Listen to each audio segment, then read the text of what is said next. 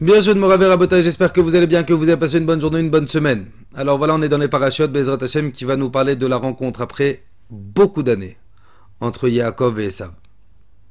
Yaakov qui a volé les brachot à Esav, Esav qui veut tuer Yaakov, il a une haine viscérale face à son frère, il veut le tuer, etc.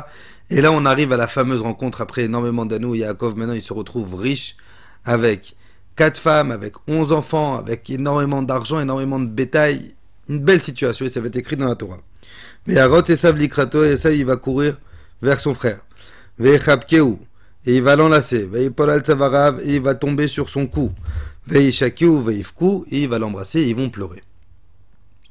Maintenant, je vous invite Bezrat Hashem Shabbat, quand vous serez à la synagogue, chacun dans votre synagogue, regardez dans la Torah ou dans vos chumashim, vous verrez qu'au-dessus du mot Ve'ishaku, il a embrassé, il y a des points. Au-dessus du mot, il y a des points. Normalement, c'est extrêmement rare qu'il y a des points au-dessus des mots. Et là, il y a des points. Et Rachid dit, c'est quoi ces points? Depuis quand on met des points dans la Torah? Au-dessus d'un mot, on met des points. Alors, il y a plein d'explications, il y a plein de midrashim. Mais Rachid ramène Rabbi Shimon Bar Yochai. Et Rabbi Shimon Bar Yochai, il va nous donner le secret. Comment ne plus avoir d'ennemis? Comment faire en sorte que les gens en face, ils nous aiment? Avant de vous dire ce que Rachid dit, je vais vous donner une petite introduction. Il faut comprendre que la relation humaine, une personne fonctionne comme un miroir. Si je fais la boude, la personne en face de moi, elle va faire la boude. Si je fais la tête, la personne en face de moi, elle va faire la tête. Si je suis souriant, même si la personne en face, elle veut me faire la tête, si je persévère à sourire, elle va sourire. Et le secret, il est caché là. Écoutez ce qu'il dit Rachid, je vous lis. Amar Rabbi Shimon ben Yochai. Rabbi Shimon bar Yochai dit, chez Esav Sonele Yaakov, c'est connu que Esav il déteste Yaakov. Comment tu l'embrasses maintenant? Tu veux le tuer? Comment tu l'embrasses? Ça fait des années que tu essayes par tous les moyens de le tuer. Tu l'as en face de toi, maintenant tu peux le tuer. Pourquoi tu le tues pas? Il dira si elle a à ce moment-là, Esav il a vu son frère.